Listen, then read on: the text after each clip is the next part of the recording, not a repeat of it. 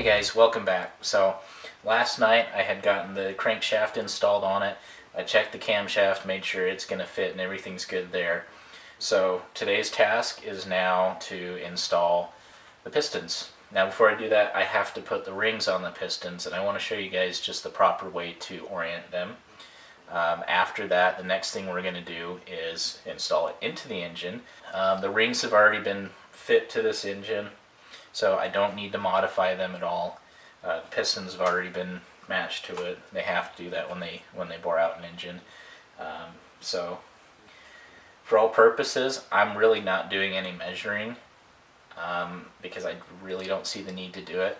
Now, one thing I do need to caution is when you're doing something like this, as you get the pistons installed, you just want to make sure, see how it rotates every time you get another piston in.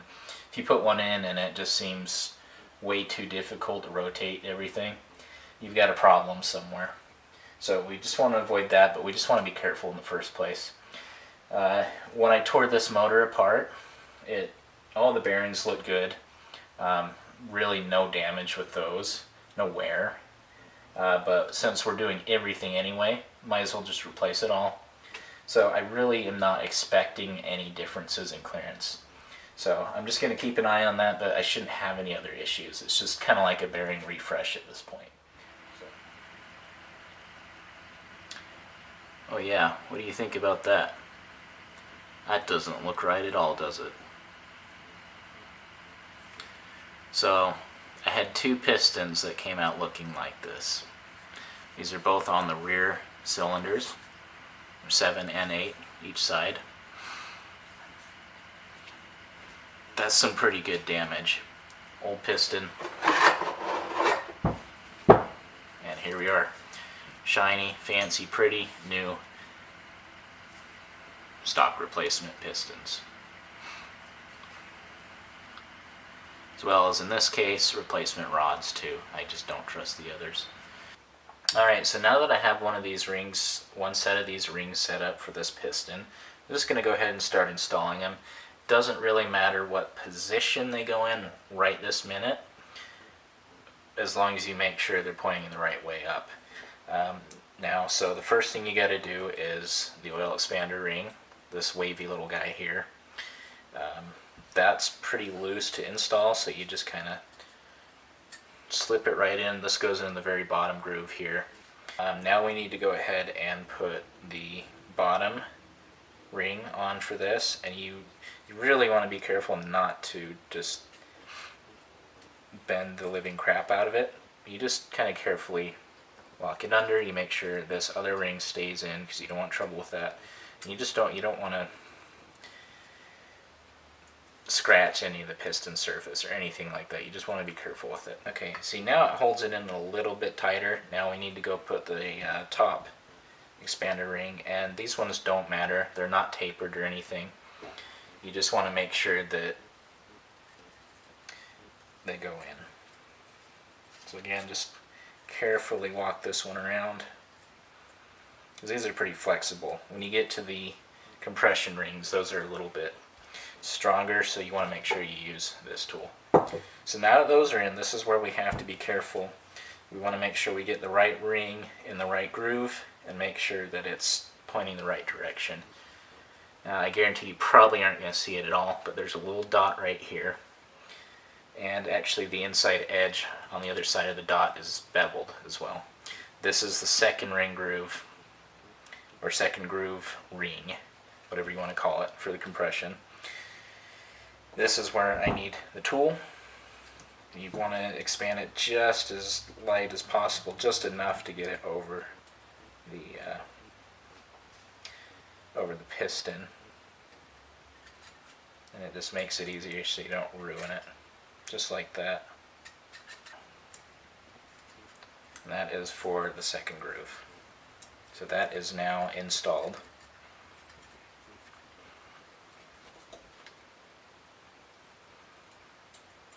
Okay, so it's time to install the upper ring now. I'm not a huge fan of these ring expanders. They don't really hold the ring in here very well. Anyway, you just kind of slip in the hole there, and you just lightly expand it until it pops itself over the hole. And at least we have all the rings on for now. I'm going to go ahead and do this on all of the pistons, and then we'll go ahead and start getting them installed.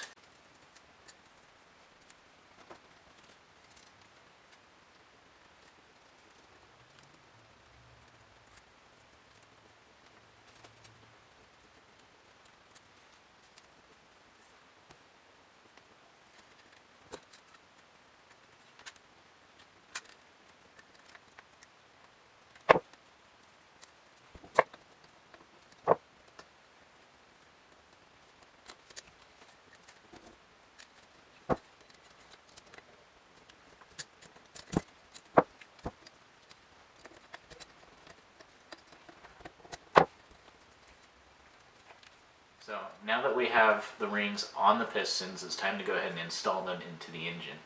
Now to do that, first I have to properly orientate every ring, make sure none of them line up and they're in the right spot. Then we can go ahead and put the ring compressor on, and then we can install each piston one at a time. We'll go ahead and make sure I put the bearing on the connecting rod half, make sure I lube it, put it on so it gets up against the crankshaft. We'll go ahead and put the other side of the rod cap on it, and then we'll go ahead and tighten it down. Now for this specific engine, they do say the rod bolts are torque to yield, which means they stretch just a little bit during tightening. But I also read that, okay, you can reuse the rod bolts, whatever, you know, everyone has their own opinion. I bought new bolts just in case. I don't want to have any issues. It's got 140,000 miles on it. It was 20 bucks in bolts. It's just not worth it. And for this kind of build, it wasn't worth getting like ARP studs. It's a stock rebuild for the most part with a little bit of, you know, extra cam. Other than that, no. Alright, so I've already gone ahead and installed one piston. I just wanted to make sure it was going to work right and everything.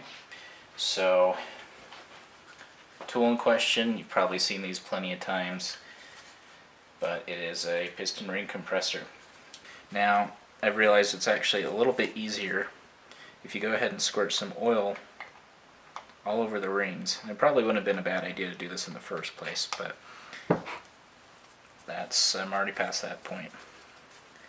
This actually helps keep the rings a little stickier while I'm putting it together. And that way, once you line up the rings, it's a little easier to get everything squared away where it needs to go.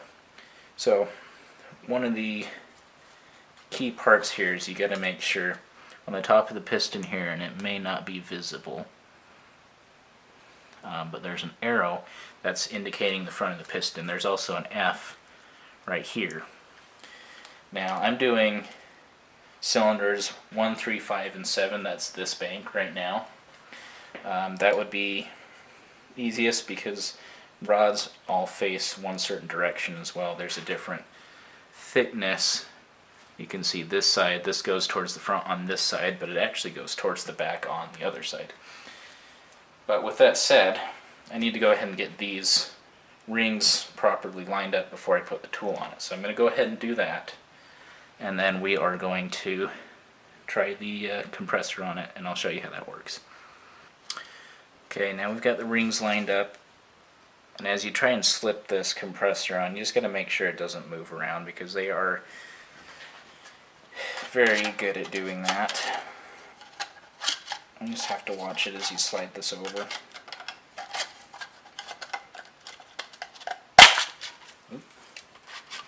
Well, it's on now, and it is still on where it needs to be. So now I'll go ahead and tighten it down. Also, another challenge is as you tighten it, it really makes the rings want to rotate. So you got to be careful not to do that.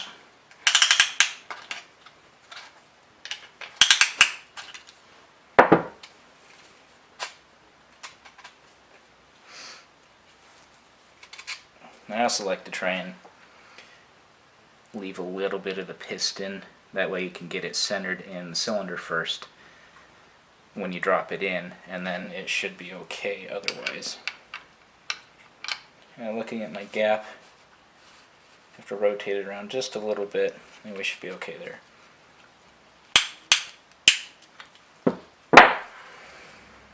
Basically that's as tight as I can get it. We're good there. Now on this engine, I've found out that all of the rod bearings are the same.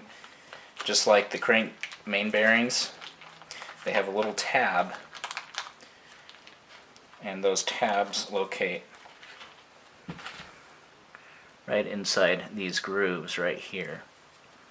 And then this will go ahead and slide just in, just like that. Same deal, don't lubricate the back of it, only the bearing surface. Do that, spread it around. Let's get it nice and lubed. Okay, now it is completely ready for installation.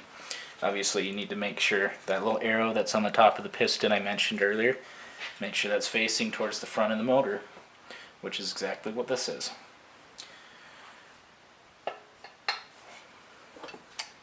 Another thing, make sure the cylinder is well lubed on the inside, and just do that, and I'll just spread it around by hand. You just don't want to scratch any of the cylinder surface or the rings. So now that that's in there, I just want to make sure I have the correct side.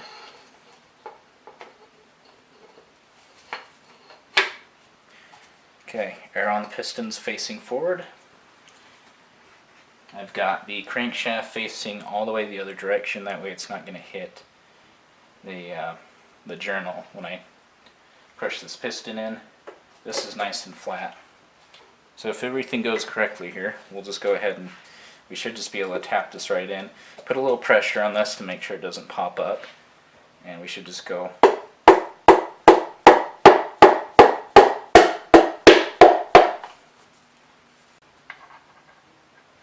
And unfortunately on this one of the rings popped out, so I'm going to have to do it again. Alright, so this time it popped in all the way, and we can just nice and slide it right in. So I'm just going to go ahead and rotate this over. So one, I don't want to damage the crankshaft, any of the journals or anything. This will allow me to kind of see where it is as I slide the piston in.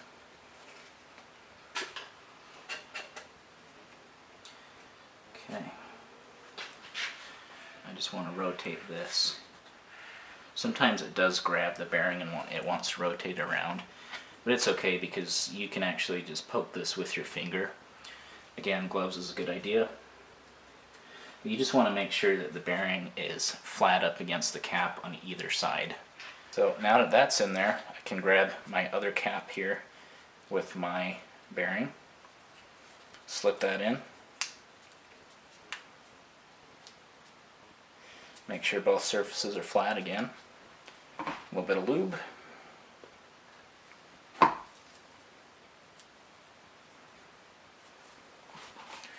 We can go ahead and make sure this is the right side and slip it right back on. Throw the bolts on it.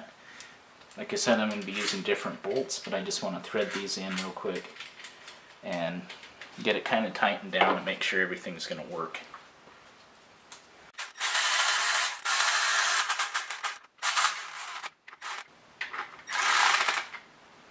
That'll be good enough for that for now.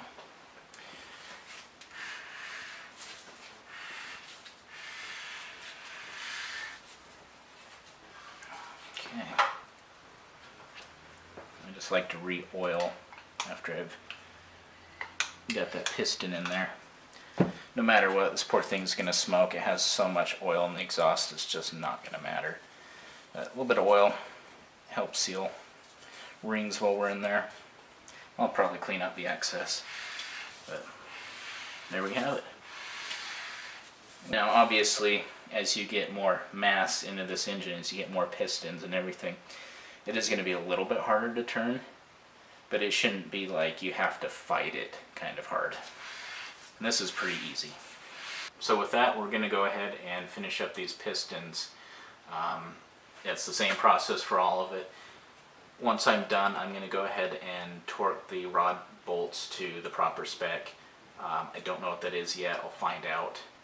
Once that's done, I think the next step, I'm going to go ahead and get the cam pulled back out of it. I want to lube everything, all the lobes, everything I need to do. And then I want to go ahead and put the timing on it. That way I can just make sure chain and everything is going to be good. I'm using the timing setup off of a 6.1 liter SRT motor. They're supposed to have better equipment. It was actually broken on this one too, so I don't know how it survived. So I'm going to go ahead and finish up torquing these bolts. I have half of them left to do, and then I have to do the 90-degree angle. Once I do that, I'm going to go ahead and start working on getting the timing set up on it. So stick around.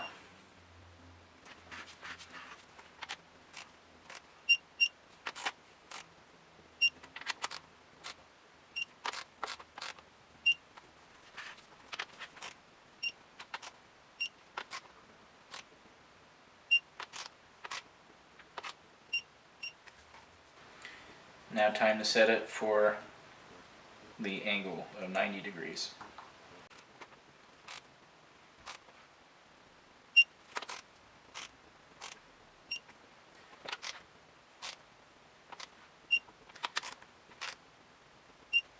Looks like it's setting most of these at around 50 to 55 foot-pounds. This torque wrench is kind of neat because it'll actually list what torque it ends up being after you do your angles.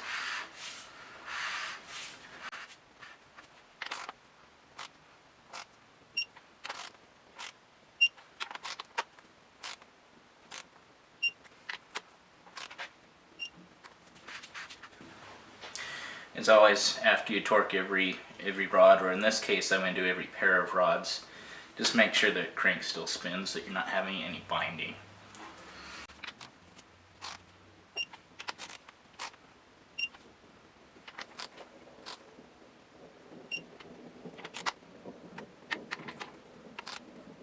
Okay, so now we've got the pistons together, it's time to go ahead and start doing the timing for the cam to crank. Alright, so when installing the timing on this engine specifically, the first thing you need to do, besides having the cam in, you've got to have the backing plate, which has the timing tensioner on it, this piece right here, and then the guide rail. But it also serves as the thrust plate for the camshaft. Now to install it, it's just 3 bolts, and it's pretty simple.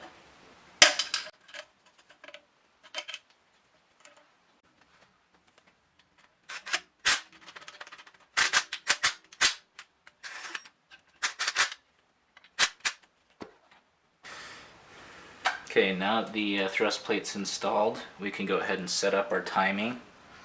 Now, according to this, we've got new chain, new tensioner, new everything, new gears even. We'll show those here. It even has a tone wheel for the cam sensor. Now, according to the notes, I have specific colored links, and you can probably see that right there. And then there's 2 links right here that are colored. Now we're supposed to set this up, and I need to move this a little bit better like that. Supposed to set it up so that the single colored link matches up with the slot, which is going to line up right here on this dowel in the cam.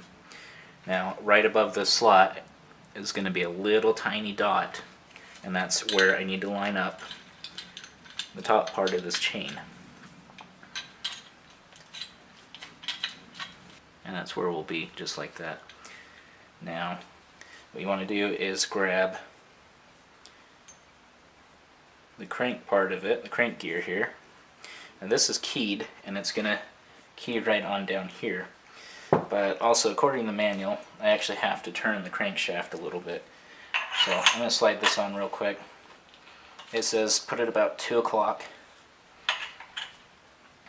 and that's where it needs to go. It's a little too hard to do it by hand too, so I'm just going to slip this on.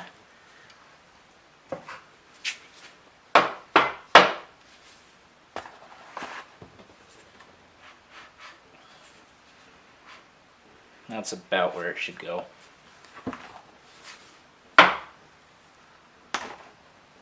Just verify colored link is on the dot, and there's also a dot on this gear, and it goes right in between the two links down here.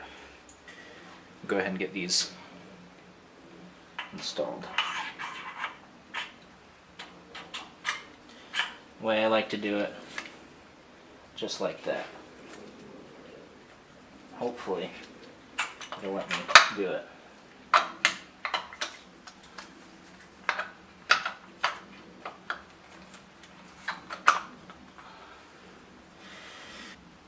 So for this specifically, you can actually reuse the cam bolt. It doesn't matter on this one.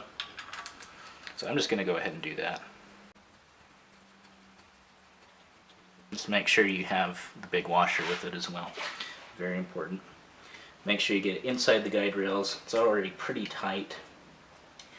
To be honest, I don't want to pull the tensioner pin just yet. Just in case I got to take it apart. I don't want to mess with it. This one specifically, this timing system is off of 6.1 SRT. One of the things I like about it is it's actually considered a heavy-duty part based on the regular 5.7. They're not quite as strong. They had a lot of problems with it, which, surprise, this one actually had an issue too. So I decided this is a good time to upgrade. Upgrade, fix any problems that these engines have. So that's pretty much the timing right now.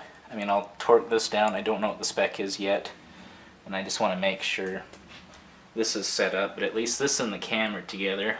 And I think the next thing I'm going to do is let the lifters soak in some oil, and then I'm going to go ahead and install those as well. On this engine specifically, also like the LS engine, the lifters go under the head. So those have to go on first before I can put the heads on. So on this specific vehicle, again, these are weird. They sit in a little rail. These are my lifters. I had to get all new ones because not only did I have just about every other issue, the cam itself and the lifters kind of self-destructed. They were pitted like crazy.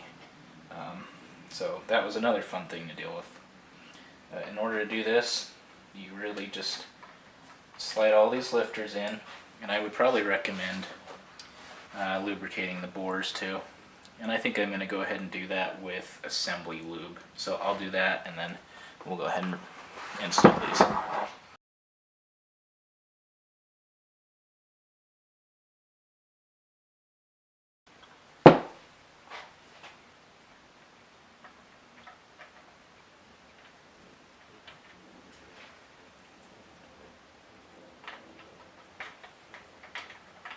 As long as they line up in the hole, that would be nice.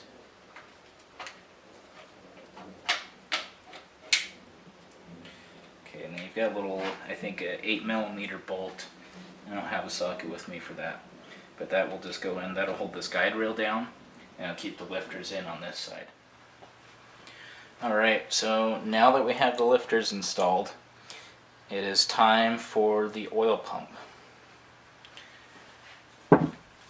Now, this one I have here, this is an upgrade as well. This is an SRT pump, again from the 6.1. A little bit higher pressure, maybe a little bit more flow, but this is highly recommended to use these as well. I still need to lubricate it, so I'm going to do that. And the way I like to do it, at least the way I'm going to do it today, is I'm just going to take my oil and I'm just going to start pumping it right through the pickup. And then I'm going to just kind of start working the gear on the inside around. Eventually it should start coming out of this hole here.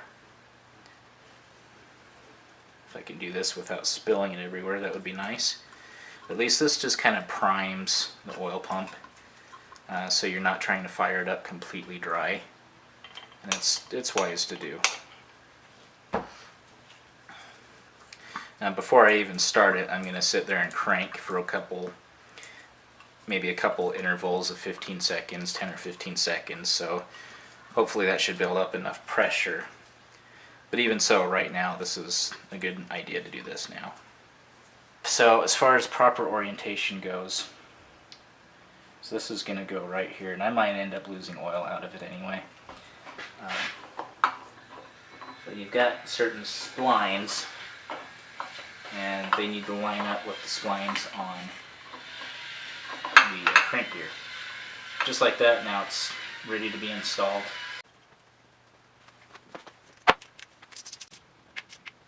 So that's that part. I'm going to go ahead and flip it over now. That's the bottom end of it. Go ahead and just wipe up all this oil mess. Really trying to avoid getting it on the outside of the block, because it's nice and fresh and clean. And if I get oil on there, it might not stick again like it did in the first place. But I just didn't want to paint it yet. I'd say probably for tonight that's going to be it. So if you guys have any questions, any comments on how I'm doing, if you want me to go into more detail, less detail, let me know. I'm open to anything, so I appreciate it, guys. Thank you.